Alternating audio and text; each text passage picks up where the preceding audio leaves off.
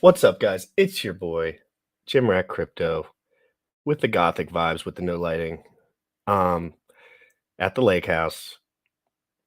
I thought the light through the window would be appropriate, but it's not that. I don't think it matters. Nobody cares. Okay, nobody cares. Nobody cares. We have a good one today, a really good one, I think. I don't know what you guys like, nor I just got to go off what I see. And Richard Hart, part 2 of 2 Kitco News aired yesterday, 10 hours ago, roughly. I watched the first, half of it. I kind of just browsed through them because I kind of want to react to it with Sam. Like, I just want to make sure it's like on context, because it's not fun when you watch something over and then Sam's like, "Oh, that's funny," and I'm like, "Yeah, but I watched that yesterday." Fuck. So it's like, yeah. So we're gonna watch the RH video, vintage RH, as usual. Mashinsky, so down bad. I feel so horribly for his children and their bloodline because tarnished forever. And I feel I feel less bad for Daquan because he doesn't give a shit.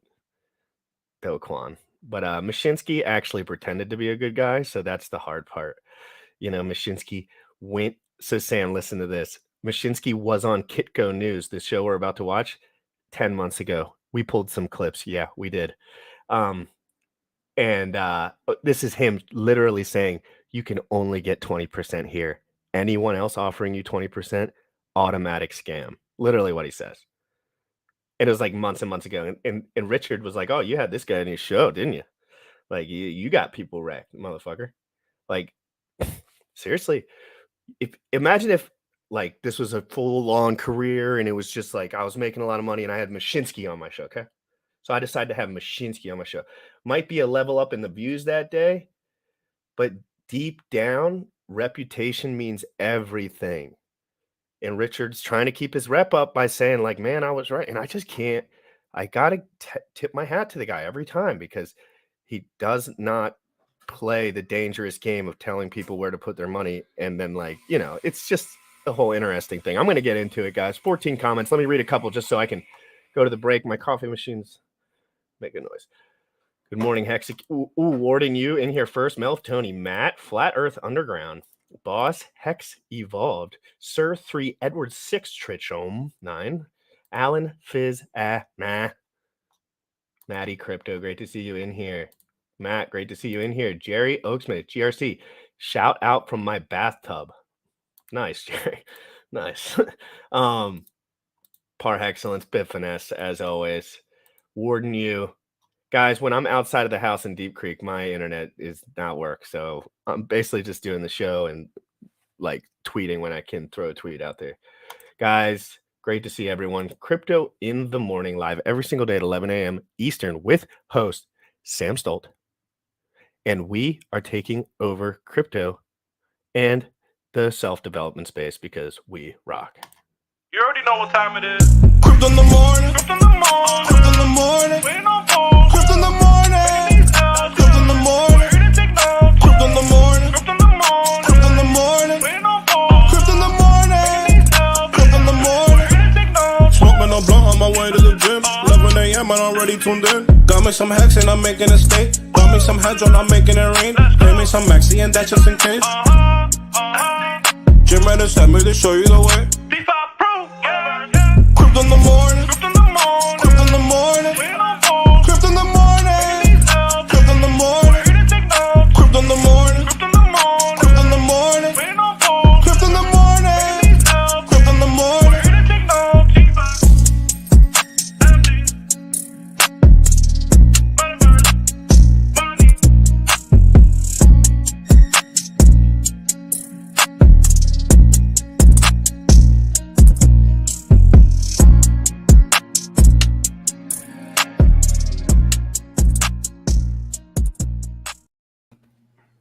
Yo, what's good? I'm looking forward to the show today and hearing this because I think this will help give us context for what's actually going on in the marketplace, or like those things that you only get through experience, right? Like we talk about that, where you only get shit through the experience of paying attention for a long enough period of time. So this is good. And you realize, when did you start to Because for me, that was a realization. That wasn't something I knew inherently. Like, I thought some motherfuckers could tackle some tasks and some motherfuckers could not. And I just learned that that is not the true. Like, you just have to do the steps. You just have to do it. And it doesn't take long if you know that it's a process and you just have to sink yourself into it. It takes but a year, 2 years, 3 years, you know? Yeah, bro. So this is a teeny bit of a tangent, but I was kind of slightly getting into it with you, and I want to share it here because this way it's people can follow the journey if they care to, but the story is what captures people a lot of times. So something that's always been interesting to me is traveling. Right, I've been to 18 different countries, and I've lived in multiple different states. At one point, I was living in 5 different states. I think in 2 years or 3 years.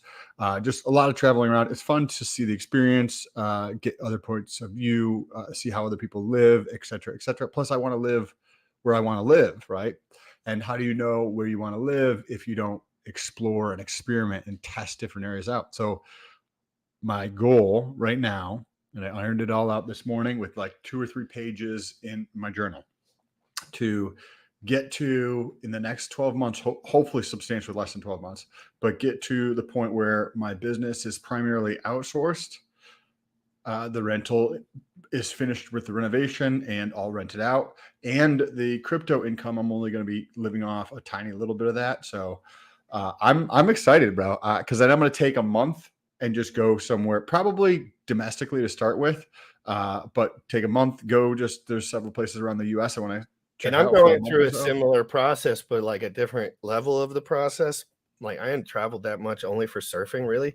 And when you travel for something as specific as surfing, you kind of just like have to figure out like the island, the people, the surf, and then that's it. Like, you just kind of like chill.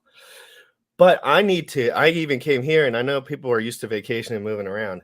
I am not. I mean, I've been on a bunch of planes and shit. I've been all around, but I've never really traveled. I've never really got comfortable somewhere else ever.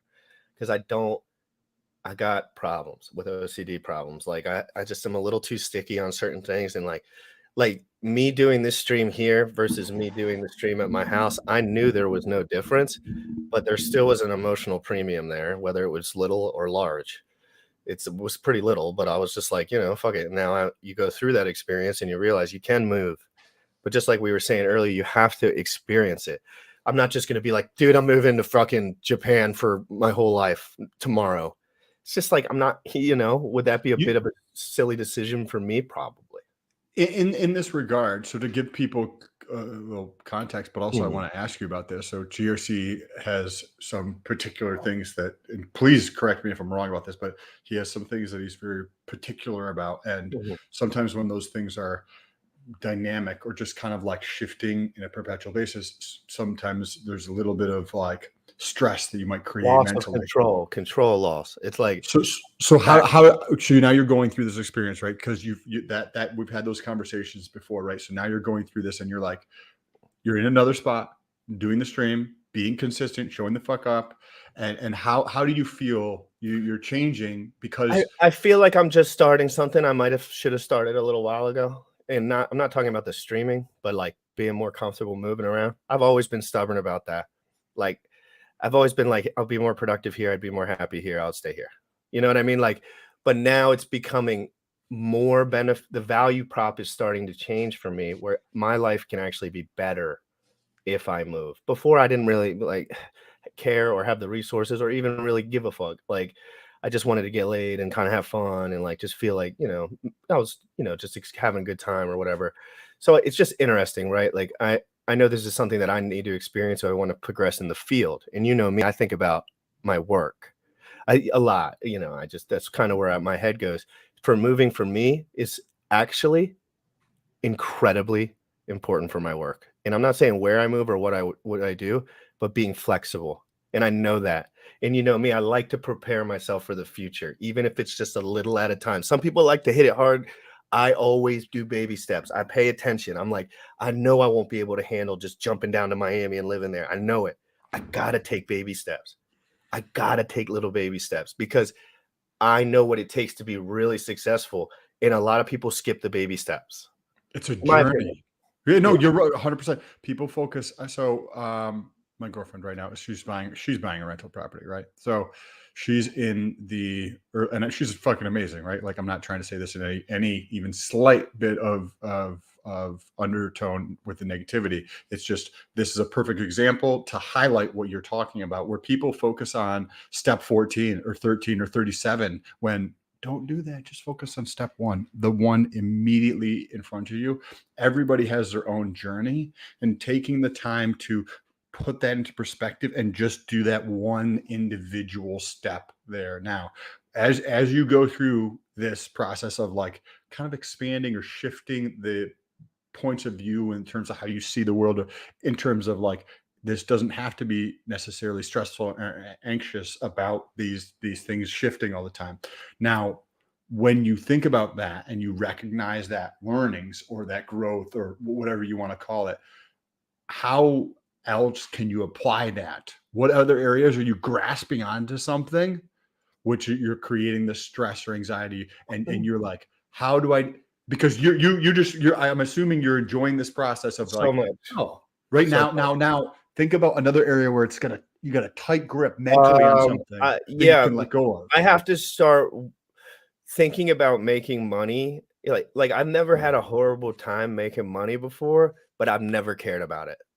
I just have like, and this is gonna sound weird to some people probably, but like it's I go through phases, and like there was an example where I was moving crypto around all the time, and I was probably making more money doing that at the time because I was paying closer attention. Dude, I haven't opened my fucking stakes or shit for fucking a long time. I don't even care. If the price dropped today, I wouldn't even care. If the price went up today, yeah, I would care, but I wouldn't really care. Like, my brain only has a reward system towards the one thing that it's focused on. And it's a problem because my reward system for everything else just dies. It's like, I don't even care. I just want to do this stream. I don't even care. I just want to be more successful doing whatever I'm doing at that moment. And it can hold me back from being better overall. But I slowly but surely catch up the other ways. But it's Because hard. as we go, I think of life as facets, right? Like, you have Yeah. different facets, whether I put them into like 4 categories kind of thing, like relationships, that's intimate, it's friends, it's business relationships, it's family, all that. It's like people call it spiritual, I call it mental, whatever that piece is, like the mental health, mental well-being, right? The peacefulness here. The physical health, right, is a tremendous one. We talk about fucking all the time. And then financial health or well-being or progress or growth in that area. And all of these facets make up the things that are important to me. And the further that I can push and grow in any one of those facets allows me to take that greater learning in the one area and apply it to those other 3 areas and really grow faster, right? Because like, you're going to be going through this, and then you're going to realize the learnings from this apply to another area of your life that allow you to grow. It is faster. auto compounding. It really is. And once you get a hold of that, like subtle information, you really go on a tear. Because you start to realize it all doubles back and no one else is doing it. So you're just like getting 10x while everyone else is like minus 2x. You know what I mean? And it gets exciting because you start to see where real potential comes from. You start to see where these little companies got their energy from. It's the same energy. There's different ideas for everything, of course, but it's the same energy. Those guys did not care about what everyone else was saying at the time. They knew more. They understood the game harder. They were talking about what we're talking about right now back then. And it's crazy. Go ahead. No, Crazy. This is interesting because you're talking about perspective, right? Because you have been around for longer in a certain area to gain that perspective. And this is a perfect transition to the perspective that Richard Hart has in the videos that we're about to get into around. I need to ask you this question. What do you think about Richard Hart so far? Like, okay, so because there was a time 2 months ago where you're like, dude, the fact that Jim Rat gets jazzed up about Richard gets me jazzed up because I know what kind of stuff that he gets jazzed up about. And it's usually pretty solid because it hits you in that spot and you feel the same thing in different areas. What do you think about Richard now? And I'm not talking about all the bullshit. You know exactly what I'm talking about. What this motherfucker's saying, the words that he says while he's explaining things, the detail so sharp, the insight so deep. that it's undeniable. I'm going to bring up one line he says, and then I'm going to let you answer the question. He mentions, this guy says, the same guys that made Bitcoin potentially run the government. And Richard said, no, that's not true, because the code on Bitcoin is absolute trash and the government code is amazing. And he was like, whoa. And Richard kind of let people know, like, dude, I'm 100 laps ahead of you. Okay. So what do you think about Richard at this point, as far as the message, the raw detail and the energy that he brings to the space, and the transparency, the truth? What do you think? I think he's a smart fellow. Like, I respect him, and I think he's accomplished stuff. I think he tries to be more hyperbolic than he needs to get a point across, and it loses people, right? Like, if you actually have any experience with government like software, it sucks balls really, really, really, really, really hard, 1,000 times worse than BTC does. Like, I worked in the government, it is fucking Well, I think trash. he just said it's more complicated. No point. But you have that's just the example you brought up, but does the same things in other areas. But he's a smart guy. He's way more experience than I have in the crypto space, and I respect that. Do you think it's safe for me to defer to him for crypto shit? Oh, yeah. When I'm thinking on my own, I'm not talking about like when I'm like, because I have to make calls too, guys. Like, I have money, right? But also remember that, put it into perspective too, that everybody's going to act in their own best interest. Right. Right. But the only problem I have with that statement is that's 100% true. But Richard literally tells people he's in a weird position where he's been mega rich for 25 years. And he says it in a very literal way. He's like, guys, I hate to break it to you, but I've been retired for 25 fucking years. 25 fucking years. That's longer than GRC basically has been alive. And this man's been retired. He says his incentive structure is messed up. He says the only thing that gets his rocks off is power now. And the way to get power is to make this thing work, in his opinion. That's what it was like. He's like, that's all I know what to do, because he can't buy anything else. He said he doesn't do it. It doesn't feel good. He doesn't care. But that's not most people's experience, right? 25. And that's why I always bring up those minor details, just because incentive structure is huge when you're talking about personalities. But like, why don't we try to suck money out of everyone? Like, you don't work in your own best interest. When we could just do a million different things that were like a little bit on edge, but not super on edge, and get some money. But like, it's not worth it. Because I did that. I did that with girls. We have done that. With the girls thing. And then you realize, like, it's just not rewarding. Like, and it's, you know what I mean? Like, I've done that. And then I want to be in a relationship with business partners and friends for decades and decades and decades to come, right? Like, I want to still be friends with GRC 30 years down the road. And if I'm trying to pull fucking value, that's not how it fucking lasts, right? It's providing value to every single person that I come into contact with. And on average, as this perpetuates, there's enough value that comes back in beautiful different ways that I don't expect, because I'm not trying to ask for value. But that's just directly related to like what people would think about you off first glance. Like, obviously wouldn't know you, so like, you can't, like, you're a big motherfucker, you're strong, you maybe potentially use steroids. Like, they're gonna be like, this dude's out to steal your shit. Like, clearly, like it's as clear as day. Me too. Like, what the fuck am I doing here? Like, what? So random guy, no college shit. Like, oh, he's trying to scam everyone. No, I just am really interested in this. And I understand what it takes, because I don't know why I understand this, but I understand what it takes to be uber successful. Some people know what it maybe takes to be kind of successful, but what it takes to be uber successful is to be thinking about it 15 years in advance and knowing that you're going to be there. So it's just like a different game. And a lot of it has to do with confidence, because of the weird, like, risk-taking behaviors that we maybe took as a youngsters, or like whatever. Like, it kind of like propelled us in that way, where I was like, dude, I don't care if a girl dumps me, dude. I don't care if the fucking car's gone, dude. I don't give a shit if you take everything I have. Like, it gets to that point because you're like, it's just a bullshit game. Like, take whatever you fucking want. It's like, I could get it back. It's like, it's a stupid. And once you get away from the emotion and turn more into like, it's just a game.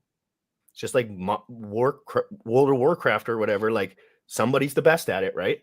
So deeply is that true, though, because when I first started talking to my girlfriend 5+ years ago, I told her, yeah, I was like, yeah, if you go out and you sleep with somebody else, like I probably don't want to be together, right? But the thing is that I would still see that as like my fault because I'm too blind to understand what I needed to do to level up in a Yeah, we can't go that deep. relationship. Don't go that deep. Don't go that deep. Yeah, because then I'm gonna have to mention something, and then because that gets so nuanced, and you have to be really good friends to talk. And I'm not saying because it's inappropriate. It's not inappropriate whatsoever. But it gets to that point where I know exactly what you're fucking talking. Like I know exactly what the fuck you're talking. But probably lost in translation because we talk so much that like we kind of feel it. But it's so true. Like everything in my life that goes wrong is a result of me. Period. I don't give a shit if my leg gets chopped off by a fucking gang member in the middle of the street. What was I doing in the middle of the street? What was I doing near a fucking gang member? Bro, and so many people fucking make excuses on this bullshit. They're like, there's this guy. Point, Sam, where you could shoot at a cop and miss him, drop your gun and get shot back, and they will protest until that dude's in jail. Like Correct. it's just not. And they'll be like, oh, it's not my fault. It's not my fault. Wake the fuck up. Okay, guys, I'm stopping right here. 21 minutes and 35 seconds in. Timestamp it. We're gonna play this. And I am gonna Sam, I'm just gonna pause it because there's nice timestamps on this, so it's kind of easy. And I'll just ask you for your insight, or I'll jump in and but I'm probably I want to the whole USD thing is okay. I just gotta play this. Fuck it. It's so good. It's so good. Let's move on to part 2 of our interview. Turn the volume up. So in part 2, Richard, I'd like to discuss with you Hex in more detail and talk about some of the major events that have happened in the crypto space this year. We're currently in what some people will call a crypto winter. Let's talk about Luna Terra first. So Terra destabilized. It's an algo stable coin. It got destabilized early in the year. Luna, the coin backing Terra, completely plummeted to zero. Now Do Kwon launched Terra 2.0. But Terra Classic, that plummeted to basically zero. And overnight, might I add, overnight. So one of the issues is that there's no supply cap. Basically, it had to be inflated to infinity to prop up the stable coin that it's supposed to be backing. Of course, it failed to do that. That's why both collapsed. Let's talk about what happened there. Sure. So reflexivity is this property where when a thing goes one way, it wants to go that way even more. It's like a cascade. And so in crypto, when the price goes up, people want to buy more. And then the price goes up, so they want to buy more. And then the price goes up, so they want to buy more. And then it gets punched in the nose hard enough. So for instance, this time, Vitalik and the Ethereum Foundation sold the top, dumped on your head at 5K and murdered the price at 5K, like they did last cycle as well. And, price went down. And when the price goes down, people want to sell. And so the price goes down, the people want to sell. And then you get the forced sellers who have to sell because they took loans and now their collateral isn't worth anything anymore. So they have to get liquidated. And then they're like, oh, liquidation exists. I never thought that this stuff could go down. And so 3 Hours Capital gets liquidated and Celsius is bankrupt. And these other lenders have gone bankrupt because their worldview just didn't understand that, yes, this stuff goes down. My worldview, I've been here so long, I've seen it drop 85% over and over and over again. I know this stuff goes down. It's okay. It's in the game. It's an opportunity. So with Luna, it had this extra parameter which enhanced reflexivity, which was the higher the price went, the lower the supply would be. But the lower the price went, the higher the supply would be. And so it amplified your upside and amplified your downside. Now, this particular parameter got some otherwise seasoned crypto people to buy dips that they didn't understand. So Luna dropped 95% 3 or 4 times in a couple weeks. And people aren't used to that kind of volatility, even in crypto. So people would buy the dip after a 95% drop. And because it had that extra parameter of minting nearly infinite more extra supply as it went down, it would go another 95%. And it would bounce a little bit. And then it would go another 95%. And everyone that bought all those dips lost all their money. And here's the funny part. I warn people, do not short. Do not short. You will lose all your money on a scam wick. There was a company that lost $20 million. I guess they don't like listening to me. Shorting Luna. Can you imagine losing $20 million shorting Luna that went down 95% 4 times in 2 weeks? Can you imagine that? but they don't Wait, listen. how do they don't lose money? understand Yeah, scam explain. wicks. How do you lose money shorting something that went down? Because it bounces for a second and liquidates you and then goes right back down. Okay. So the volatility liquidates you. So even if you got the direction right, you'll get liquidated and then it'll keep going down without you, because these scam wicks come up and liquidate you. They hunt you and you get liquidated and buy the local top, and then it goes right back down the way that you knew it was going to go. Yes. It's so easy to get liquidated shorting. You've never seen anything so easy in your life. Okay. Can you explain whether or not Hex could ever experience, in theory, something similar to Luna? Could the supply of Hex be printed to infinity? No. It doesn't have that property where the supply is tied to price. The supply is the supply. It can only inflate at a maximum of 3.69% a year, no matter what. And that number is actually a lot higher than reality, because since the average stake length is 5, 6, 7 years, you only get that inflation at the end of your stake. And so because the inflation is delayed that much, it's delayed forever. It's like a snowball. If that snowball starts out a lot smaller, it takes a lot longer to ramp it up. And since that 3.69 is on such a slow ramp up because these stake lengths are so long, our actual inflation rate is much lower than that. You know, Bitcoin went to 20K from a penny to 20,000. And when it was at 20K, its inflation was 3.89. So our inflation is lower now than Bitcoin's ever was on its way to 20K. And Bitcoin's used to be exponentially higher. Is there a burn rate like with Ethereum? Well, Ethereum is still net positive emission. So, you know, the burn just cancels out some of the emission. There's still net positive emission in Ethereum. So guys, remember when we're watching this, whoops. Remember when we're watching this, that this dude is a pro interviewer, but he doesn't care, nor he's doing his job. He streams twice a day. Okay. And he does it, and he does a good job. And he's interviewing properly for an interviewer. If you look at his suit, just know he's a professional. He's a legacy. He's not like a me, but he's like a mix. Like he's a legacy turned crypto kind of guy, interviewing big heads, running a business. But him and Richard are clearly cool. Like they're clearly cool. And I think they respect each other. But these questions are for the audience. But he does kind of expose himself at the end a little bit for not knowing anything. But it's okay because he's doing his job. He's doing a good job, and he lets Richard get these points out. We'll go back. There is no, well, I mean, it depends on what you consider a burn rate. People will accidentally send Hex directly to the contract address, which locks it forever. That's a part of, in theory, a burn. People will do emergency end stakes. Like a hacker will hack an individual. Like some idiot will give his keys away to some guy. Like someone pretend to be support and go like, hey, you need to verify your account. And people are like, oh, fake support's here. Better give them my seed words. And they give the guy their seed words. And then that quote hacker, who's really just someone that asked you for your seed words and you were stupid enough to give them, which by the way happens all the time to all coins. There's scammers forever on every platform trying to get you. And it's not just crypto. They try and get you in the real world too.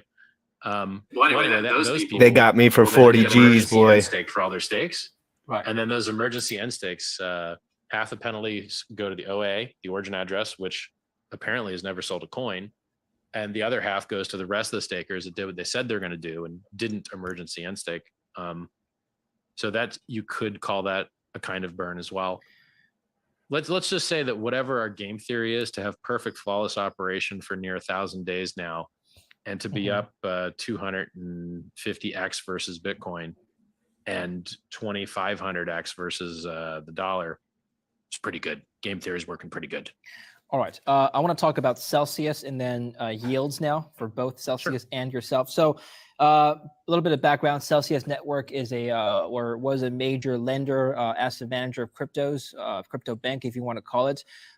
You could deposit your cryptos, whatever they might be, Bitcoin, Ethereum, and so on and so forth with Celsius, and they pay you a yield. Now, it turns out they were lending those cryptos to other institutions. Those institutions were paying them a yield for their lending, and then in turn, Celsius would pay you a smaller yield. That's more or less how a financial institution, a bank, works, except that yields are higher and the spreads are higher in this case.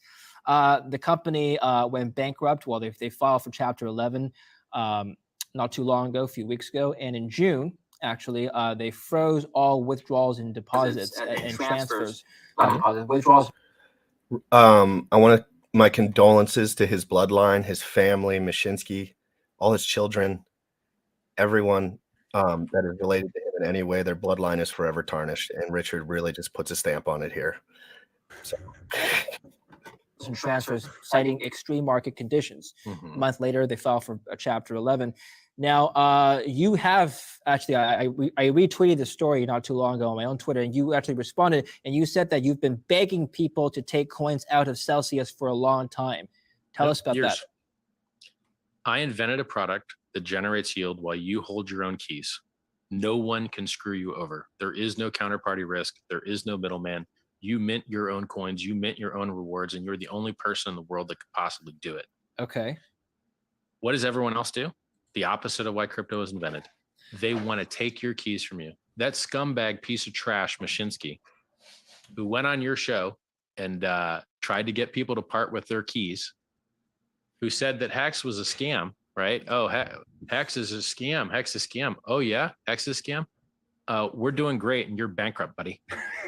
Okay, I'm just gonna on your website. I'm just gonna let's explain how the hex staking works and how that's different from maybe something else. So on your website, it says hex stakers get rewarded for locking up their hex for time periods of their choosing. It's not obligated, of their choosing, between 1 to 5,555 days, about 15 years. The yield consists out of a yearly 3.69% inflation, which you talked about, bonuses like the historic big payday, and penalties. Okay, so somebody looking at this from the outside, Richard, might ask, okay, well, if I lock it up for 15 years, what is the what is the chance that I won't get my money back after 15 years? I mean, 15 years is a long time. How can you guarantee a Hexican who locked up their hex that they will get their money back after the end of the locking period? No one can. No one can guarantee that. I don't know that the planet will be here in 15 years. We're going to be struck by a meteor. Like, it's nonsensical question. What I can tell you is you would have got 1,000,000% returns had you bought January 5th of 2020 and held till like 8 months ago without staking at all. You don't have to stake at all. But if you did stake from January 5th, 2020 until say 8 months ago, then you would have made like 1.5 million or 1.4 million% returns instead of 1 million%. So staking is totally, completely optional, and the vast, vast, vast majority of the gains comes from the USD appreciation. So if you don't like long-term, so I'm going to mention one point and then transition to you. I really like how he gets into it here. I know a lot of smart men that don't stake Hex, that have Hex. And I'm just going to say that I don't choose to do that because those guys have fuck tons more money than me. Fuck tons. Wonder why. Because they allocate resources to assets that go up 1,000,000% and they keep them liquid because they can. Why do you need yield when you have $100 million in 3 different assets? You really don't. You just want 1,000,000% would be fabulous. You know, like I think this interviewer is doing a very good job. I think he's doing an excellent job. You know, and the approach that he's taking, but it also seems like, you know, Richard took, you know, a little bit different of an approach than he normally does, or just because of the way this guy's interviewing him. I think this is going very, very well because these are questions that people who don't understand Hex, because if you look at this from the outsider standpoint, Celsius through Anchor, you can earn 20%. Hex, you can earn 38%. Well, this one looks like a scam because it's 38%, right? Over here, right? But then you look over here and this is the bank of the future, this kind of thing. And it has a lot of similarities to a bank. So this is easier to like grasp for some people, where 38% looks like a scam. Like that's going to look like a scam. So getting into the details to allow people to understand this, because sometimes we go down the rabbit hole and we don't give enough context for people who are going to watch this in 6 months and have no effing clue what we're talking about.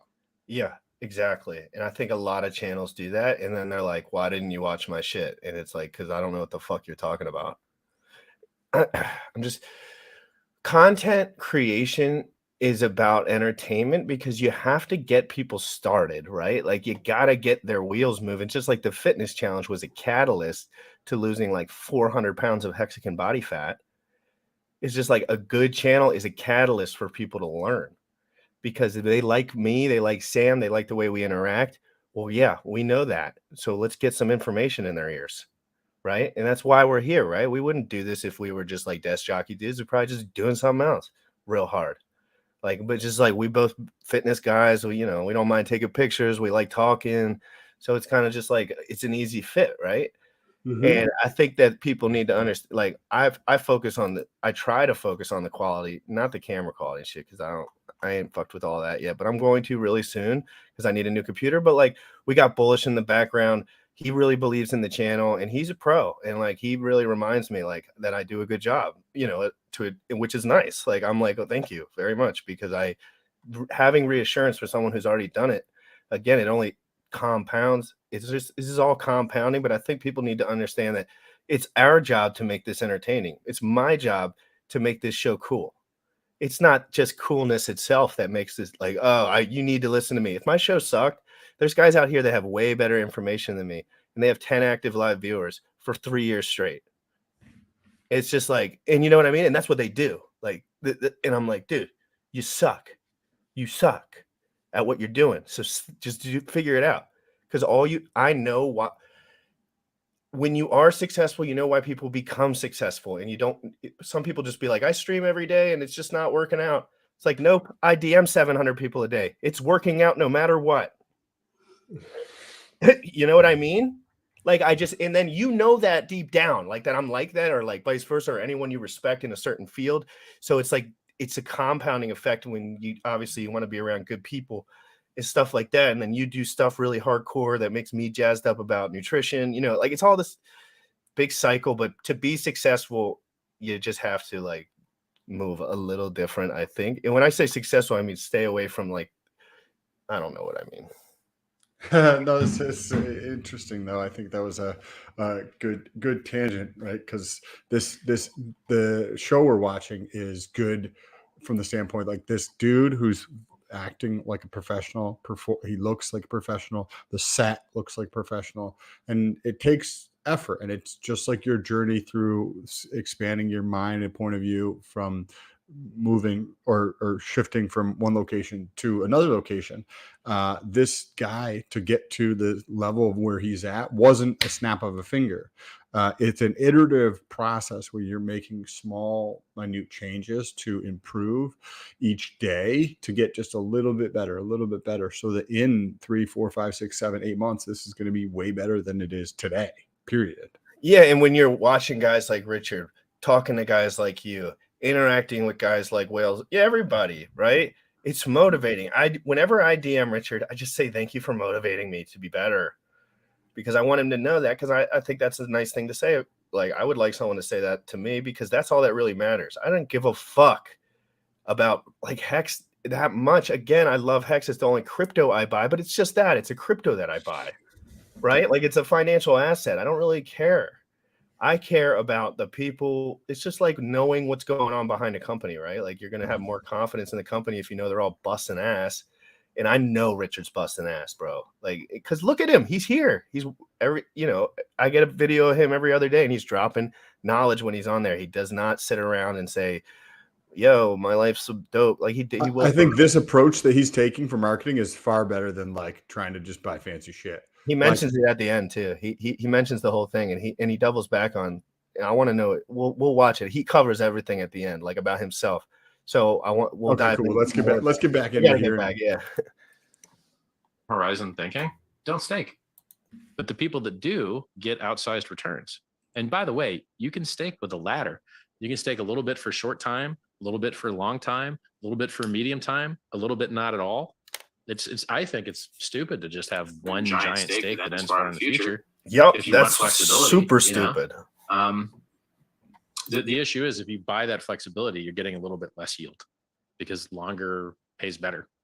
I'm just curious as to what the percentage of total Hex held is staked. Do you know?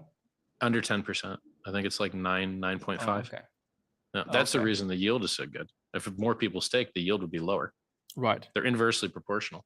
If 100% of people stake, the yield would just be 3.69. Yeah. But because about 10% people stake, that 10x amplifies the yield. So another thing is, I want you to imagine that Bitcoin had launched Everyone called it a scam. Satoshi owned all the coins. You bought it at a penny and you were able to lock up your Bitcoin for 10 years. How happy would you be right now? How few people in Bitcoin actually got to ride that 690 million% gain? Barely anybody, because they all sold, because they were smart when they thought they were smart when they sold on a double. But then it doubled again and again and again and again and again and again and again and again. Hex doubled 13 times. Bitcoin doubled more. And so people think they're smart selling their futures. Nope. In crypto, it goes up a lot higher than you think is possible, and it goes down a lot lower than you think is possible. Okay. Let's talk about your yields now. You Hex claims to pay an average APY of over 40%. Is that true? Well, it depends on when you staked. So if you got in when the share rates were lower, then you could be getting 60% right now. Like if you had a 15-year stake and you got in when the share rate was the lowest, you're making like 60% APY. Right. If you got in like now and just did like a 1-year stake, I think you might be at 15%. So there's like various calculators people put out there. And so, you know, how long you stake for and at what price you get your shares, it makes a big difference. And the share price only goes up forever. That's how we simulate compounding interest. So if you buy a Bitcoin mining machine, the value of that mining hardware goes to zero because it becomes obsolete, because smaller processes that are more efficient come out and you can't mine at the energy cost anymore. You'll just lose money. The opposite is true in Hex. When you get your shares earlier, they become more valuable over time, not less, because the share price in Hex terms. Real quick, guys, just so I don't forget to do this, I tweeted this out, said live right now, covering Kitco News 202 with Sam Stolt. Please give that a retweet. Smash the like while you're at it, guys. There's 77 watching and there's like 0 likes, so you better smash the like. Let's get back into it. Terms only goes up. So, you know, I think the share price now is roughly 3 times higher than it was at launch. Okay. In Hex terms. Now, your APY is still high by relative standards to other protocols. I'm just going to play you a little. But that APY is a lie. It's actually millions of percent. We're telling you the APY in Hex terms, but you have to multiply that by the USD gain. The actual APY is insane. The number's so large, I don't even want to tell it to you. So when you go up 1,000,000% and you made another 40% on that, that's 140 million%. I'm just going to play you up. It's if you're scared by 38, I bet the million really scares you. I don't think anyone's scared. I think they're just wondering how that's generated. So let's talk. So I'll play you Bitcoin with less negative externalities. It's just the same stuff Bitcoin did, but more efficient. I want to play you a little clip of Alex Mashinsky. It's an interview I did with him 7 months ago in December. I was with him in person. Oh, watch it out. Spicy Spice coming in hot. This is hot news. Like, this dude literally is going to get 12 inches in jail here shortly. So, like, this is actually critical. Like, and I asked him about yields, and this is what he had to say about protocols that generate high APYs. Take a listen. I mean, that sounds 20 sounds too much. 20 sounds too 10% much. is sounds still reasonable. Sounds too good to be now true. I'm the reasonable guy now. Now that everybody else is throwing yields around. Are there any risks to this strategy? Because why isn't anybody else doing this? So not all yield is created equal. Right. Just because we are using safe protocols doesn't mean somebody else is using the same thing. So if somebody's offering you a lot, 20%, I would be very careful digging into why and how they're paying it. This is what he said. If somebody's offering you a lot, 20%, I would be very careful and look into how they're paying it. So I'm just going to let you respond to that. This is a piece of trash that tried to get your keys from you and did, that told you that what it was doing was safe. It wasn't. That advertised his product as a good alternative to a bank. I'm the guy that tells you crypto drops 85 and 95% relatively often. I'm the guy that posts the price chart with all the dips measured. Look at this dip, look at that dip, look at this dip, look at that dip. He's the guy that lied to you.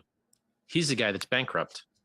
He's the guy that screwed a lot of people out of their futures because they took home equity loans out and they mortgaged their houses to buy his quote safe product and lost all their money. So I'm a self-help author who's got 2 self-help books you could download for free that gave away Hex free to Bitcoin holders, that is now doing the world's largest free airdrop with Pulse Chain. It has 100% perfect, flawless operation for about 1,000 days now. Right. The price went up 10,000x. I can't win any harder. I called the top on the day. I can't win any harder. I've run out of things to annihilate. Like, I don't know what I could do to show more dominance in this industry. Well, right now you can explain how you generate your yields, exactly how the yield Well, I don't. staking mechanism. It has nothing to do with me. It has to do with the demand exceeding the supply. Why do the stake lengths keep going up? Because people believe more and more in the system. Why does the price keep going up? Because the amount of people that want the coins exceeds the amount of coins that are available. It's really This is where I don't think Richard Hart does a good job. If let's say today, hypothetically, I don't think Richard Hart. This is the second time somebody's trying to figure out how Hex works, and he does a very poor job of explaining how Hex works to people. So the yield part, right? Because that's what they asked. So and I want to bring that up because so the yield part for me, and I think he gets a little frustrated here and then dives back into it. So let's give him a second because he does, again, he says the same thing all the time, and he's also talked to this guy for a long time now. So and he knows the dude kind of knows, but like he's trying to do his show and get the information, and so Richard needs to identify that a little bit better. Like Richard, it's just an hour and a half, hours. Way better. Just you lose people here, and it sounds like a scam if you can't explain your own shit. And that's what and it sounds we like. can tell that he's being just like, but like you can't tell that if you don't know. If you don't like, I read it. Somebody asked, "Hey, how do you earn 38%?" Cool, super simple. You don't need to talk about all this other fucking bullshit. They just want to understand where this is coming from because with Celsius or with other protocols, you want to understand the yield. It's that one. How do you do that? Well, shit, fucking let's give him the benefit of the doubt that because I did watch. I think I still watched up to like 20 minutes or so, and I really do think he gets into it here. So, but let's get back into it. That brought up thoughts from the previous. And when I'm gonna just run it till the end, Sam. And again, if you have to get off, you have to get off. It's no big deal. I'm just gonna run it till the end, and that's when the show's gonna be. Okay, over. cool. I have just something at 12:30, so I'll just get. Just let me know. Just let me know. No biggie. Nobody else buys any more Hex. Yes. The same exact thing would happen to Hex. Could you still pay yields to your current stakers? You understand that okay. This is a very important concept for you guys. Yeah, please. You have to understand this. You take a piece of paper and a pen and you draw yourself a picture of a pony. And whereas before there was no pony picture, magically through the fruits of your own labor, there's now a pony picture that you can put up for sale. Hex, there's no Hex until you, with your private keys, mint your own Hex through the fruits of your own labor. You're the only person in the world that could possibly do it. You're not getting paid by anyone else. There's no middleman. There's no company. There's just you. You are generating your own Hex coins from thin air, just like a Bitcoin miner. So the Bitcoin network rules reward Bitcoin miners for blowing up the environment. The Hex network rules reward Hex stakers for staking their coins for time. So we mine time. They mine electricity. The good news is time is infinite. Electricity is not. The environment's not. So while they're blowing up the environment, you're just delaying gratification. The most successful, proven investment strategy that's ever existed. And how many people would have wished that something would have forced them to not have weak hands on their Bitcoin investments? When something has product market fit, time in the market matters more than market timing. When you buy a scam that just goes to zero and stays there, time in the market doesn't help you. So if you have something that has product market fit, it has a walled garden, it has a niche, it has a community, it has a logo, it has a brand, it has a unique benefit statement. It's on. Still sounds like a scam. He's not even answering the dude's question. No, I think he's getting to the point that a little bit that it's your keys, but like again, people don't know that shit. They don't know what that means. But the simple thing, right? So for me, I was like, hey, how does Hex get 38%? Well, it inflates the entire effing supply. How much is staked? 10%. Well, the entire supply goes up by 3.69%, which equates to 17 fucking trillion tokens. Now that 17 trillion tokens gets squished and distributed over the people who are staked. That's where the 38%. I would just super simple. One effing sentence. I would even simpler it down to that. Like for this shit, like if I was on here, I'd be like, it's a new crypto with no middlemen. and it has low liquidity, and it's pumping hard because it's new, and it's the reason it stays up because people love it. Then there's a great community, and because it's a product that doesn't involve middlemen. And when the middleman is the reason a lot of these products fail, and that's what I would probably say. But I want to know where the shit comes from, right? But I mean that it comes out of it comes from nothing. It's just like yes, but that's what I don't think he does a good job explaining of at all. Yeah, the pony picture thing is a little like undercutty, because it's kind of like you don't want to start talking about that because then people are going to be like, oh, it's like almost like a smart alecky thing to say. But I mean, not really, but kind of. But the people are not grasping. Like, the dude is clearly not grasping this. He did a second interview we watched a couple of weeks ago. He tried to explain it in a different way, and people, the way he explains it doesn't click. He gets it by the end, but yeah, Richard could clean up. Richard, just hire someone. Richard, just somebody who has his ear, let him know, like, hey, whole supply goes up by this much, that gets squished to 10% at stake. That's why that's so high, because the 90% don't get shit. 10% get all of what the 90% should have gotten. Period. Simple fucking answer. I just think he needs he doesn't need, he can do whatever he wants, but I think someone just to prep him before the streams. Because again, like, if he was having this conversation with you and it was like a private, it just would be a different conversation. I think he needs to buy into more of like, this is an interview for people that really don't know about Hex. It's not about him anymore. And it still feels like, and I don't mean that in like a ego way. I mean that, like, you're right. In the beginning it was about him. Now it's about Hex, because Hex is big enough now where it's happening. Well, I mean, it's it's a great point. So stop making it about yourself and make it about, yes. And I think, but I think he's starting to grasp it, believe it or not. But I know he also has really smart ideas about guerrilla marketing, and they do kind of work. But again, they kind of work. I don't know if they really work. I got to figure that out. And I think he's trying to figure that out too. But I really just think it's just like his lazy way to get max value, but it's just the lazy way. So you're not going to get max value, if you know what I mean. We'll get into the marketing stuff. Yeah. We'll keep it going. Yeah. Because I have some unwrapping new users. Sure. Time in the market is what's going to kill. And it's when I say kill, I mean do well, right? So imagine if you'd bought Hex 2 years ago, you'd be up 2,500x right now.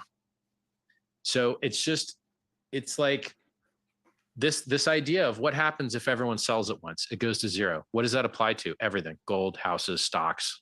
If everyone sells, it goes to zero. Okay, what if no one buys anymore? It goes to zero. What if there's a solar flare? I don't know. Maybe it goes to zero. What if zombies attack? Probably zero. It's just a stupid question.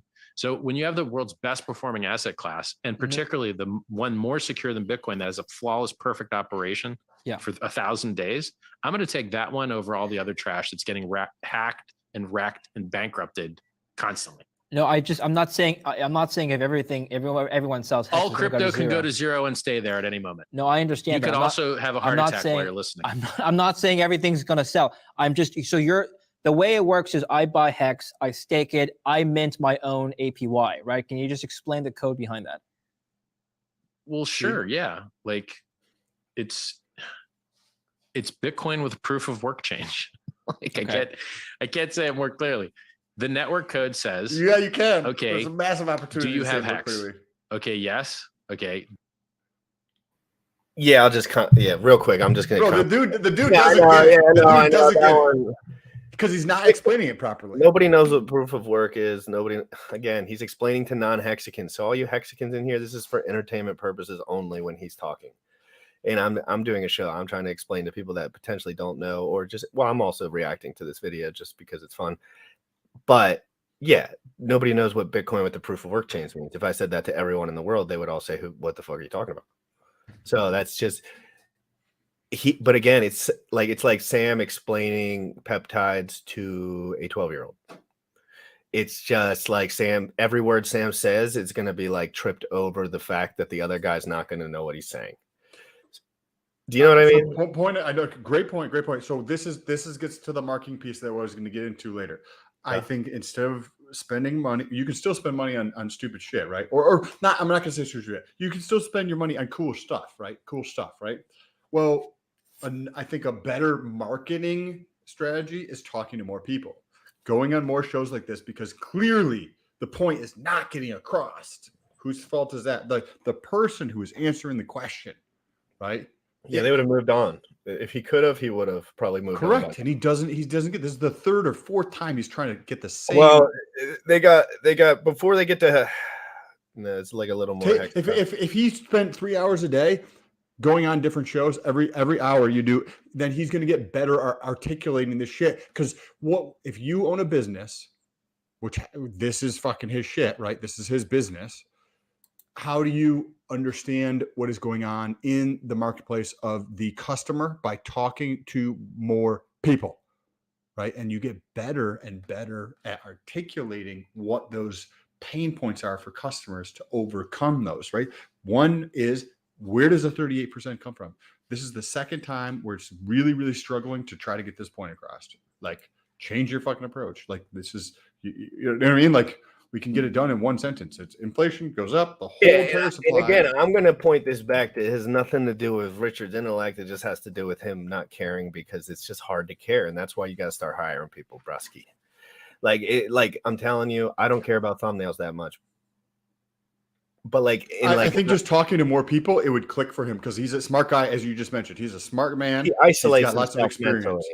And if you talk to more, if you do 2 or 3 of these things every day, you know, you're gonna get to the point where you understand what the market is trying to get you across, and your approach to answering that question is going to improve. If I ask you the same question every single day for 6 weeks, right? Or I ask then the same, somebody else asks the same question, somebody else asks, your answer gets better and better and better developed. Just like when you go to the gym and you train, after 4 years of training, you're in a better place physically. And I think he knows that, but again, it's like that incentive structure. Like when someone tells you you're gonna have a heart attack, like you might start eating greens, right?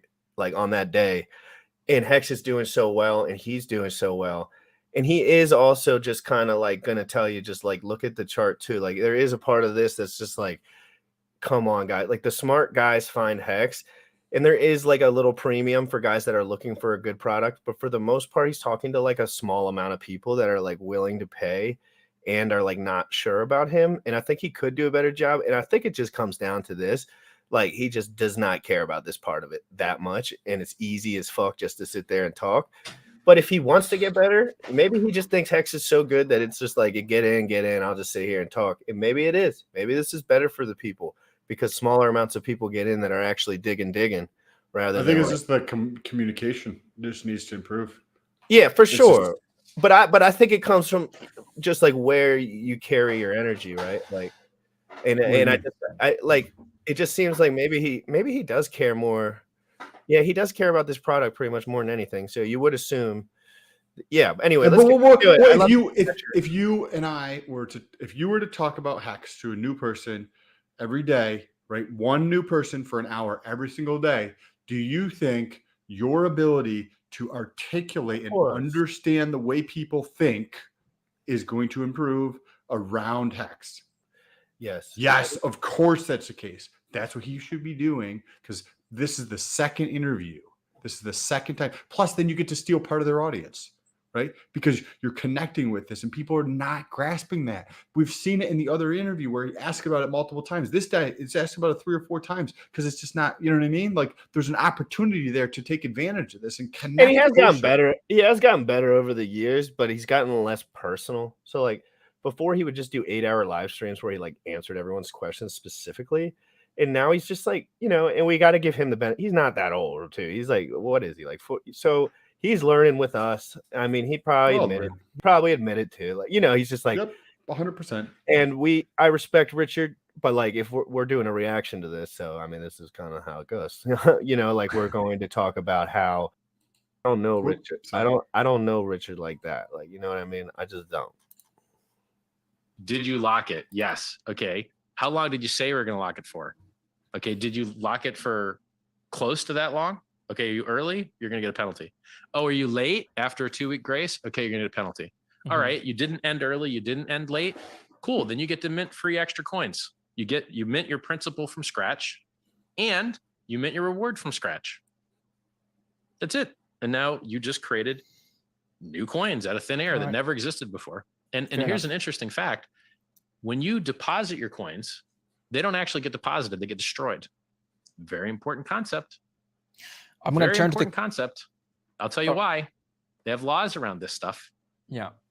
So isn't it much better to not have any custody, to not have any vending machine, and to just destroy the coins and mint new ones out of thin air? Yes, it is. Smart guy, Richard. Smart guy. I'm going to turn to the community now. There's some smart questions that came in for you as well. This one came in from a user called Dime. Ooh, Hi, a hold question. on. Before we do it. Yeah. When people ask me when is it going to go to zero and how will I lose all my money? I like to do the other side and go, what happens if it goes another 10,000x? What if it becomes a global reserve currency? I like to do the parade of imaginary horribles to the other side, because there's a lot of upside. There's only 100,000 stakers right now. That's not a lot of stakers, man. A lot of potential. All right, go ahead. Question for Richard Hart. Can you see Hex ever being listed to Coinbase or Binance? Would he like them listed on there? Thank you. How can I say this? There are certain companies that email me, and they, at the bottom of their email, say that this communication is protected and under NDA and don't share this communication. And so I'm not sure if it's binding, because I didn't sign any NDA, if I can remember. So let's just say I receive emails from large companies that I can't talk about because of NDA. I would like it to see listed on Crack, and I'd like to see it listed on Coinbase. I'd like to see it listed all kinds of places because my boy loves Kraken. Listed get their users destroyed, and their users lose all their money. Yes. So Hex would prevent that horror. So a lot of these places listed Luna. Luna went super duper duper to zero. How did that help everybody? No, everyone got wrecked. They would have all been way better off. He said super duper zero. Okay, same with Celsius. You put money in, you bought Hex, you can sell your Hex anytime you want. No one can stop you. You bought Celsius, you're locked up, buddy. Sorry, stuck, bankrupt. This is an interesting question. Similar lines of thinking came in from someone named Stay Golden.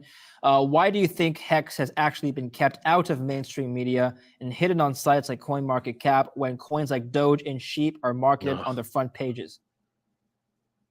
Look, there's already a lawsuit about that. So Hexkin already brought a class action lawsuit against CoinMarketCap for lying about our market cap forever. You can't have a ranking site that ranks things based on their market cap and then not rank ours and just pretend it's not there. Our price goes up, we're at 201. Our price goes down, we're at 201. That's actually another question. Why do they do that? Why does CoinMarketCap always list Hex at exactly 201? Because they're not good at their job. They're literally not good at their job. Occasionally, they don't gatekeep us properly, and we appear on the front page where we belong. Yeah. Oops. Okay. And then they get around to patching it and screwing us and sticking us lower again. They're just lying. Like, don't pretend to be a ranking site and then not actually rank things and then manually force things on a third page while you constantly list things that go to zero on the homepage. Yams, zero. Luna, zero. All time. Thank you so much for the 10 euro super chat, Yannick Cadovili. Thank you so much. I see you in here all the time, and I very much appreciate that. Have a great day. Actually, crap. It's a zero. And so there's something called the scam industrial complex. Real quick, who can afford to market to you in crypto? People that take money from you. Okay, who takes money from you? Exchanges that want to beat you up with fees. Margin trading houses that want to see you get liquidated and lose everything. YouTubers that promote referral links to margin trading exchanges where you're going to lose everything. And how does the user benefit from something like volume? Volume is how you measure how much the market makers and exchanges are victimizing the users. Users don't make money on volume. Users make money on price. Price go up, user get rich. Price not go up, user not get rich. But market maker get rich. Market maker loves arranging price. And so I see these people that have everything so backwards. They want to see more volume instead of less. How much volume does the Mona Lisa have? Low volume, so is a crap asset? No, great asset. How much volume do houses have? Extremely low volume. Bad asset? No, traditionally good asset. Right? What's Apple's turnover and volume versus its market cap? Quite low. Good asset? Yes, good asset. And so people want volume, but they shouldn't. They want middlemen, but they shouldn't. They don't want to hold their own keys, but they should. And I have to just try and educate so many people on better ways to do things. Yeah. And so like when you talk about, and this is another thing, there's only 100,000 stakers. How long do you think that will last? That number keeps going up every day. Every day there's new stakers. Every day there's new addresses. Every day there's new people hearing about it. Everything's going great. I want to get through as many questions as I can. A lot of them came in. This one came in on my Twitter page. So by the way, the scam industrial complex. Hex deprives those guys of all their money. How is the exchange going to make money on you when you locked up and you can't get beat up trading? How is the YouTube affiliate going to make money on you when we don't have a referral program? How is the Coinmarketcap website that sells ads to guess who? Margin trading exchanges. How are they going to make money on you if you're locked up just making mad gains in Hex? So the scam industrial complex is not a friend of Hex, because Hex cures all those ills and empowers the users instead of the scammers. I'm here to protect you, not some company. This one came in from a user on Twitter. Ask Richard who owns the Hex Origin account. Well, you're not supposed to know. It's not publicly known. Worked out good for Bitcoin. Who's Satoshi? Price went up 690 million%. Is it you, Richard? Nobody knows. Not publicly known. I tell you that origin address seems to be the world's number.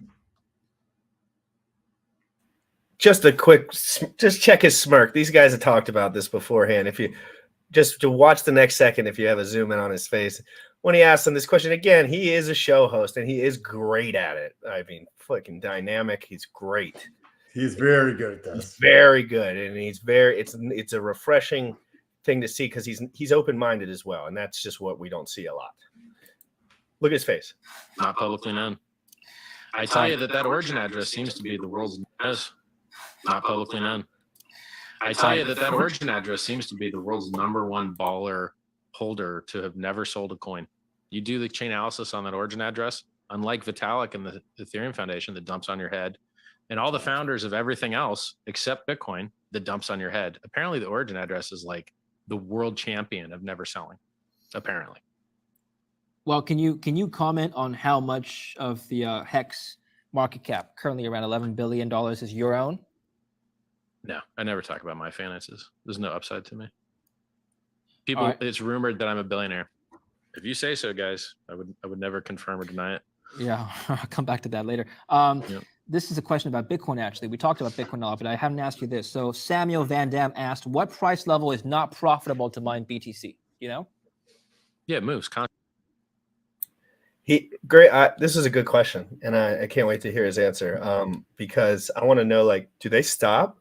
Do they like completely stop when that margin? Because I know Sam, like, I'm thinking about Sam doing this. I don't know why, but I'm just gonna think like that. If Sam was doing this when that exact premium, when he would just shut it off probably and just not be doing that at that moment anymore. I have a buddy who mines Bitcoin, and he makes, I think he said he paid about $180,000, and he makes somewhere between, say, 15 on a really low month to say maybe 25 to 30 on a high month. Right, so he paid about $180,000. He has the warehouse and everything, has all of his shit set up in there, a bunch of shit fans, all the mining stuff, and he makes somewhere between 15 to say 25. 15 you think he would ever come on the show? Probably. I would like really, because it's like outside perspective land, like someone who's not like regurgitating the same information and they have their own information. And I'd love to have a dynamic conversation with him about BTC mining in particular. Yeah, I haven't talked to him. Give him a shout if he wants to. If he doesn't, like, obviously. He also has a company for, this last time I spoke to him 2 or 3 months ago, he started a company for creating miners for Helium. Because Helium, right, is the largest like node network in the world, right? Or whatever the case is, maybe behind Google or Amazon's like shit or whatever. But it is growing by like 40,000 per month, and these nodes are creating a mesh network that is going to be the global ISP, or could be the global ISP. And so which is a hot topic right now, because that's it. I mean, that's what we're looking for. Everyone with a cell phone. Do you want internet for free? Or do you want to pay a middleman? Just let me know in the comments with a bicep if you want. Well, what if you took, just hypothetically, and I don't follow Helium close enough. Me neither. We got to dive again back into that. what if you took Verizon, AT&T, T-Mobile, Comcast, Spectrum, right? All of these players, Frontier, you can go on and on and on and on. You took all of them times 200 countries, and then you took the totality of that, and instead of all of that money going to those companies, what if the players in the game were everybody who owns the nodes, right? And that's effectively what Helium is. So all of those companies that are just collecting the centralized profit from providing internet, now you can go through and provide the internet and get paid to do that. I'm actually going to be setting up a Helium miner. Sam, in 5 years, we're going to be getting paid to go to the gym. We're going to be paid to have sex. We're going to be paid to do everything, because there's going to be a paid to have sex. I mean, like paid. We'll be streaming it. That's probably why.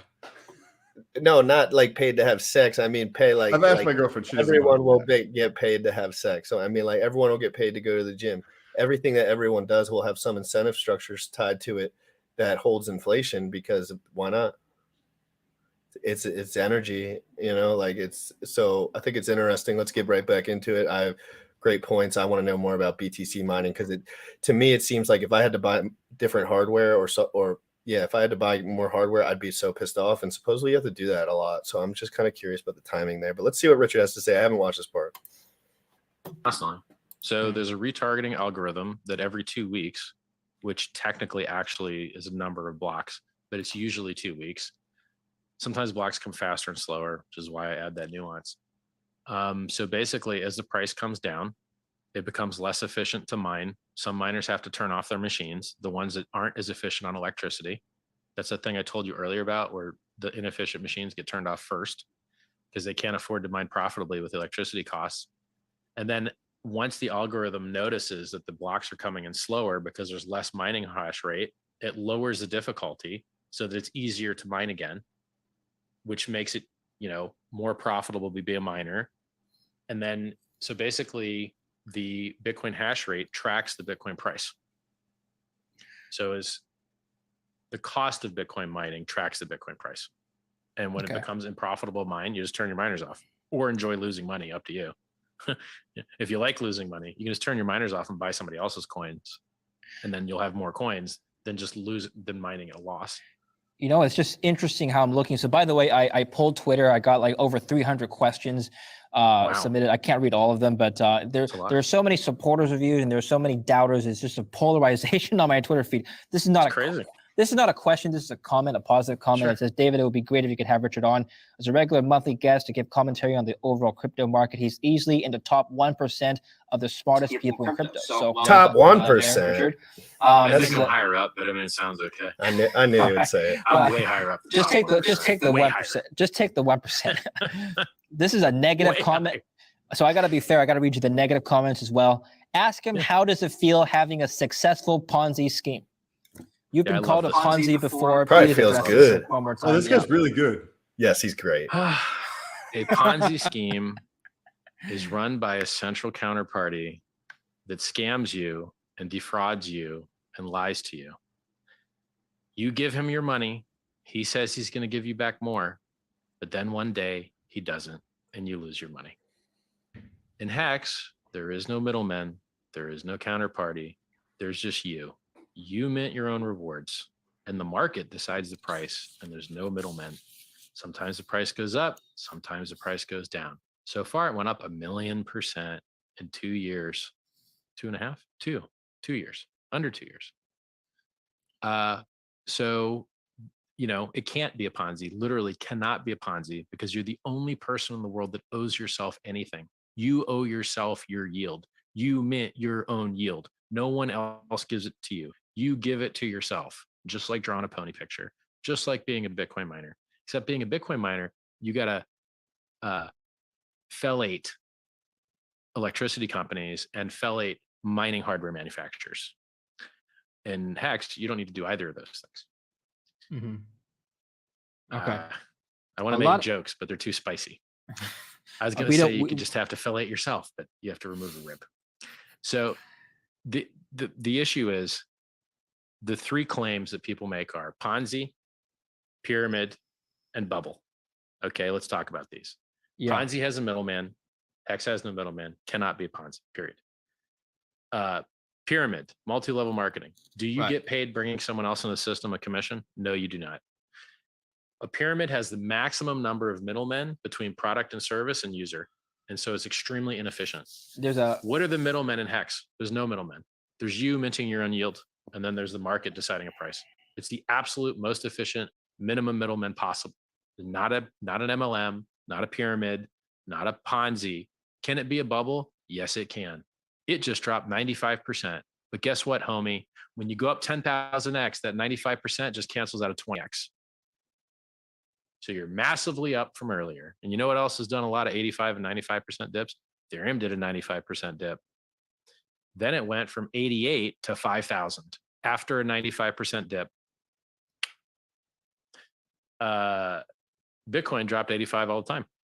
I got into Bitcoin at 30. It dropped down to 2. That's a 93.5% drop. Then it went up to 13 and down to 266. Then it went up to 20K and down to 3K. Then it went up to 14 and down to 3,800. Then it went to 69K down to 17,600. Volatility is the price you pay for the world's best performing asset. So Bitcoin dropped 75, Ethereum dropped 85, Hex dropped 95. Which one do you think is going to get up the hardest? Okay. A lot of people want to know about Pulse Chain. What is Pulse Chain? When is the launch? Sure. A lot of people are asking that. Well, Pulse Chain is Real quick, guys, I'm going to drop the tweet one more time, and we're just going to let it roll for another 10, 12 minutes here, and we'll get back into it. Please retweet, hit the like, and subscribe if you have a second, and you're very nice. I'm going to jump off at 12:30 exactly because I got another call to be on, but I'm going to stay on until that point. You got it, bro. And if it gets real spicy, well, I'll just watch the end with you tomorrow. This is the world's largest free airdrop. We're going to reduce Ethereum's fees by basically doubling their capacity or more. We fork the Ethereum system state so that all of your coins get copied on the new chain for free. You can go play with those coins now if you want. Go to pulsechain.com, go use the testnet. You can go trade those coins for fun right now on the testnet. And we're just waiting for the devs to, improve a few things, higher throughput, more security. And then we can go to mainnet. It's just software's hard, right? If you want truly secure software with perfect flawless operation, it takes a while to get it right, and Hex took a long time to get right. And that's the reason Pulse Chain, we've been at it for over a year now. Probably longer. We've probably been at it for about a year and a half. And we're close, man. We're so close. If my devs were dumber, we would have already launched. But because my devs are so good, it takes longer because they catch all the things. They're like, hey, this, that. You're like, yeah. So it's to be miraculous because it can reduce the gas fees, which are too high. It can give us higher throughput. It can save the environment. Yeah. And it's got better tokenomics. It burns the coins. So 25% of the fees are just burned. And top of VIP 1559 as well, which also does burning. So I'd have to estimate how much extra burning that'll do. And so we've got Pulse X, which is our fork of Uniswap, which does fee burning, no inflation, only deflation. We've got Pulse Chain, which has deflation only and fee burning in protocol. It's really awesome. Like, we're going to soon have vertical integration. We're going to have Pulse Chain Consensus Network, Pulse X trading, Hex value storage. We've got a wallet being built now as a MetaMask replacement. That's nearly complete vertical integration. The only thing that's missing is fiat on-ramps and off-ramps. That's it. I mean, it's pretty awesome. Okay, we got time for a few more, and then I'll let you go. I've kept you long enough. Thank you for your time, by the way, Richard. You're very generous with your time. My pleasure. Thank you. So we've talked about Pulse Chain. You tweeted to me, DM'd, you said you bought $10 million worth of watches, 3.5 million worth of cars. I'm just curious. I'm a big watch fan myself. Which watches do you own? Well, you own a lot of them, but what do you talked about the one you're wearing now. Do you have some behind you? You usually have a watch winder wall. Well, I decided that I shouldn't keep so many watches directly next to me as like a bounty to like violate my physical security. Smart thinking. Most of them in a secure location. Also, from an insurance standpoint, like right now, I've got this $1 million. A lot of the times they won't allow you. They won't cover you from an insurance standpoint if you keep them in your own physical location. Oh, so you think you might have read between the lines a little there? Interesting. I know that's a great thing to know. If he's insuring his Well, business. if you get robbed, you ain't getting shit. Richard mentions that he only buys assets that go up in price, whether they're expensive watches or not. So he clearly likes the value prop of a lot of these things, and he likes value props in general. So, but we'll get back into it. Sam, do you want to just jump off since he's talking about watches? And This is perfect time. Watches are super interesting. I know. I didn't know if you fucked with watches. I don't. No. This is perfect time. I got to jump off of here. This has been awesome, bro. Good calling this. This dude has been the best interview I've possibly seen with Richard Hart by far. Hey, we'll get on. We'll get on with him. This time next year. Yes, cool. Hey, everybody, have a great day. Check out the links down below if you'd like to support Instagram, Twitter, TikTok. I'm starting to produce content on there again. Other YouTube channels should have new content out on YouTube. I haven't been creating a ton of content besides the show in about a week and a half. So I should be ramping that up this coming week. So looking forward to that. Got a lot of good stuff to show you. All right. Well, everybody check Sam out every single day because he makes videos pretty much every single day, and he's all over Twitter now, which we love. The Hexicans got him over to Twitter real quick, which we love. Have a great day, Sam, and I'll talk to you tomorrow. Peace out, dude.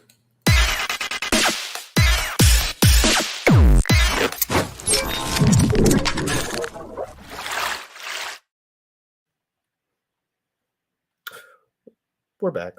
Just like that. Let's see how many minutes are left in the video. Roughly 12. Let's gonna let it run. And if he says anything interesting, I'll chime in. And I haven't watched this, so I'll just be sitting back and enjoying it, and I'll chime in if I must. Rolex Daytona Rainbow with diamond bezel face. What's your favorite piece in your collection? Do you have one? I think the GMT Master 2 SARU is still my favorite. I mean, this Casino Jacob & Co. that's 650K is pretty cool. It's real chunky. It's like 47 millimeters, something like that. Yeah. Yeah. And the funny thing is, like, I made money on all my watches. So my $10 million in watches is up in value. Some of them quite a lot. Most other people's portfolios didn't do as good as my, like, flex on other people hobby.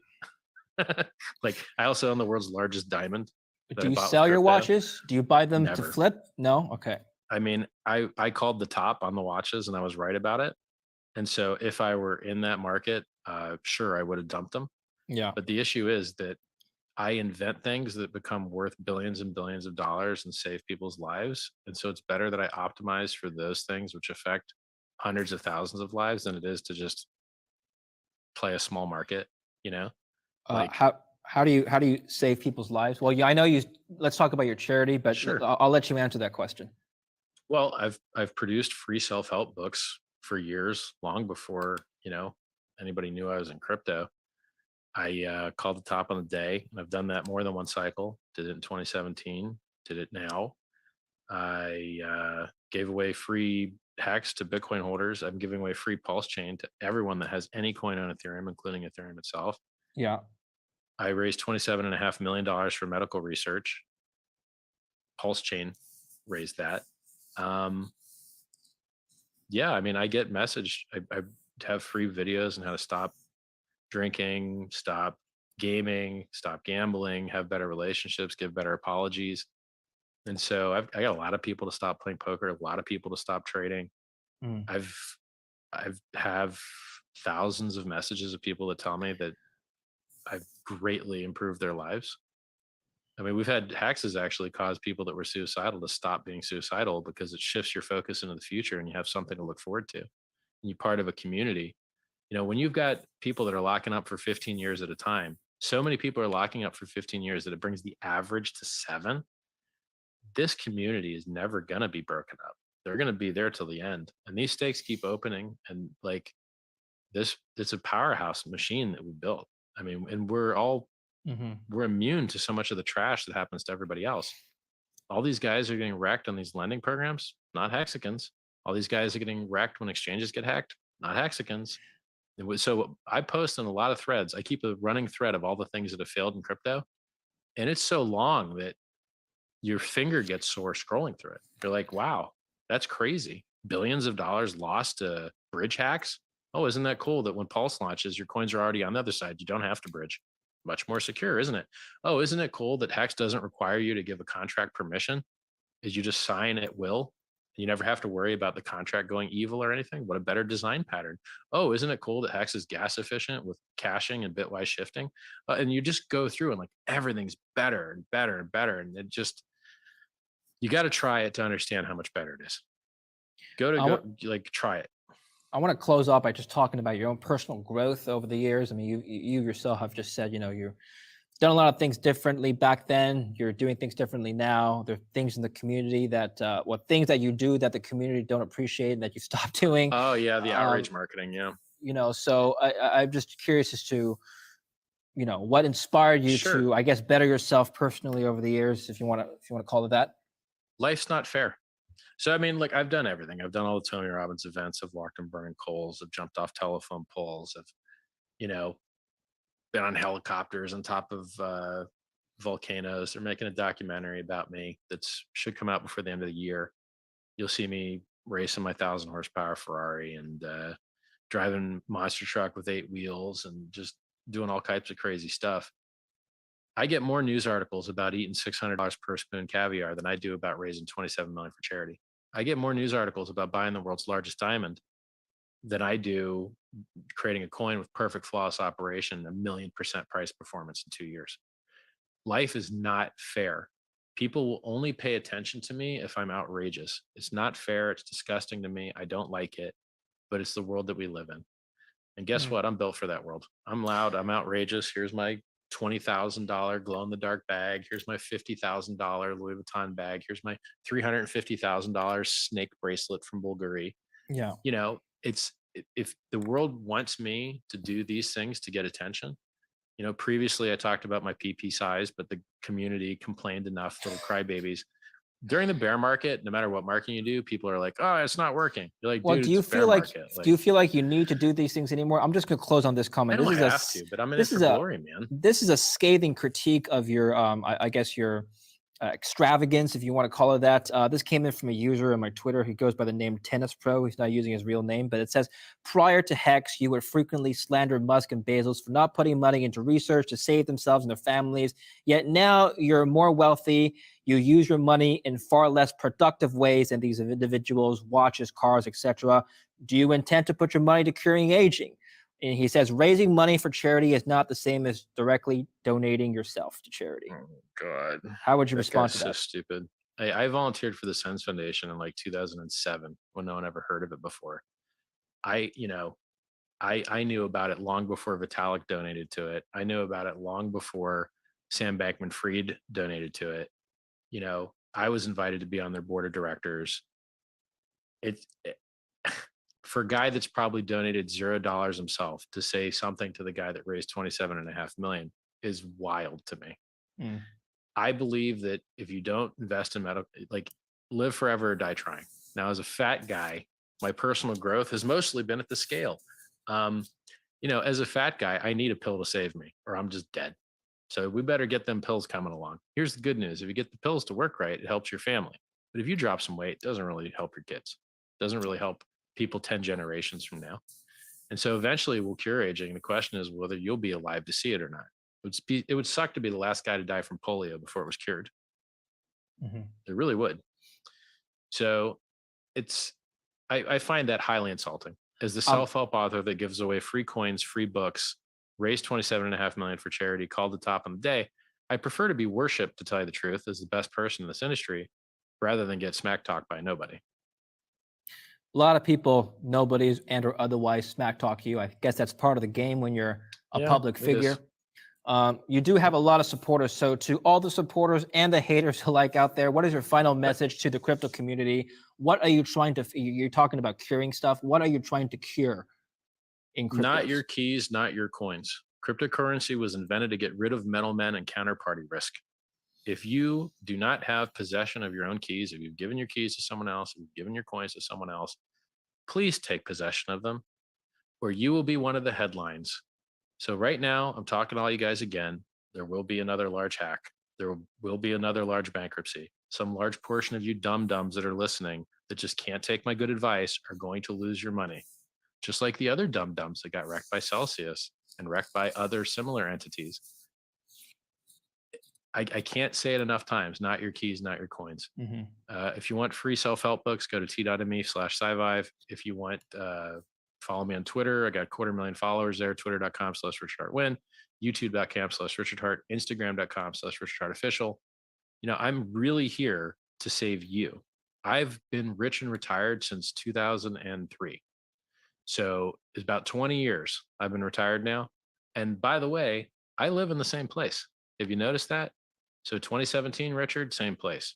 2022, Richard, same place. So my cup is already flowing over. Like I spend so much money at Louis Vuitton that they send me a Christmas cake and they send me Easter chocolates and they fly me out to Paris and put me in a hotel for Fashion Week to try and sell me more stuff. Let me know what they're doing for you. Nothing, because they don't like you as much as like me. I've run out of stuff to buy. I'm in this for glory. And glory for me means the best performing assets, the highest uptime, the best community, and as far as aging goes, there's still other things on the checklist. The Save Your Butt Fund that invest in things that might save your life, but also you can get rich on. I want to do that. It just has to happen after Pulse Chain. So my other kind of longevity initiatives and maybe political initiatives, like I would like to start my own country in about 6 or 7 years. But this all has to come after Pulse Chain. One thing at a time. You're gonna run your own country? Well, I'm not sure run it is the right word, but you're gonna start your own country. I think that I think a lot of people are very unhappy with the way their governments are treating them. Okay. And I think that you can edge out an economic free zone like Shenzhen used to be in China, Hong Kong used to be. You can edge out an economic free zone and get some preferential treatment, tax, and then work your way up to trying to buy yourself out of this horror. A lot of governments are not fair to you, man. And it would be nice if there was an option. And it gets worse all the time. Like if you're an American and you want to travel in Europe, you can only travel 90 days at a time. And then you have to go 90 back out. People don't realize that. They all overstay their visas. And so every new country that gets added to the Schengen area, which I think is 26 countries, was 27 when the UK was in it, I think, it means that your vacation is that much shorter because it's one less place that you can bounce out to. I see. So like your ability to travel is lower and lower. Like basically everything in the world is getting worse except the stuff that I'm building. Cryptocurrency is one of the only things in the world can truly return the power back to the people. Everything else is getting worse. Your ability to travel wrecked. And the Canadian government seized funds from people that bought sandwiches for other people for a political protest. They literally shut down the bank accounts of people that bought lunch for other people. That's disgusting. And so we see governments reducing your freedom. I mean, this central bank digital currencies, they want to make programmable so that they can decide what you can buy and what you can't buy. And so they're going to let you buy all the insect protein you want, but not let you buy hamburger meat because they think that that's better for the carbon quotas. And so you're going to get you won't have money anymore with the central bank digital currencies. You'll have coupons, and the coupons will work where they want them to work. This is disgusting. This is privacy is a human right. How are you supposed to have privacy when you've got to use Visa and MasterCard to buy anything? How are you going to have privacy when your data is being sold by everybody for everything? I mean, even the United States government buys your location data to get around the Fourth Amendment from unreasonable search and seizure. They just buy it from private companies and they're just like, we didn't do it. The private companies did it. Cool, right? And everything is getting worse everywhere. You've never had less choice in banking. You've never had less choice in any service. When's the last time you got to call somebody and get a human? Oh, you don't like how your Gmail's working? Try and call someone. Oh, your account got canceled? Try and call someone. You're not their customer, you're their product. So cryptocurrency and the things I'm building are some of the only good things I know going on in the world. It's the world kind of sucks right now.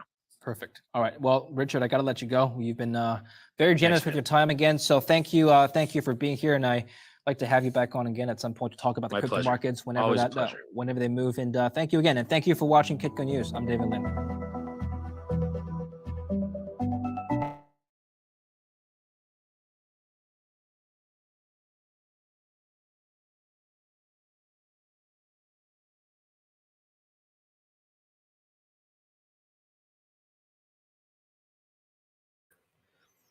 Fuck, I forgot to unmute my mic. Thank you so much, Bitfinesse, for the $49.99 super chat. It'd be cool to have an unannounced surprise 1-year follow-up for volunteering your Hexicans. The only thing better is Hex, drugs, and rock and roll is more of it. Yes, I totally agree. Yeah, I know. My bad. I know I was muted. I'm not going to react to the end of that. It's pretty self-explanatory. Great interview all the way around. I'm excited. I'm on vacay. I'm getting off. Guys, I'll be live tomorrow, 11 a.m. Eastern. You already know the deal. If you need to get a hold of me, then pray about it. All righty, guys. Have a great day. I'll talk to you soon. Ciao. Let's play a little outro song. You already know what time it is. No, not that one. That's the beginning one. Young folks, you dripping on them motherfucker. Richard Heart. Richard Heart. Bought my Hex from the fucking start. Point one every day we mark. Bought my Hex from the fucking start. Sacrificing all this bread like I'm Richard Heart.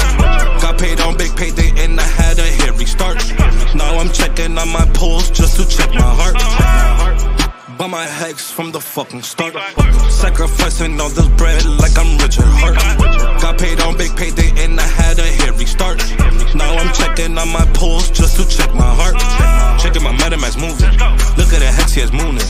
Looking at wives they be choosing. Peter is why they be losing. Pro chains out, gonna get me a check. He's gas up and it got me a mess. Remember the times he died collect. Hex I been eating, I'm dying in the best. Getting this back like a year ago. Getting this post, I ain't letting go. Swerving the ring like a Lambo. Getting this back like a year ago. Getting this post, I ain't letting go. Swerving the ring like a Lambo. Bought my Hex from the fucking start. Sacrificing all this bread like I'm Richard Heart. Got paid on big payday and I had a hairy start. Now I'm checking on my pulse just to check my heart. Bought my Hex from the fucking start. Sacrificing all this bread like I'm Richard Heart. Got paid on big payday and I had a hairy start. Now I'm checking on my pulse just to check my heart. Richard Heart.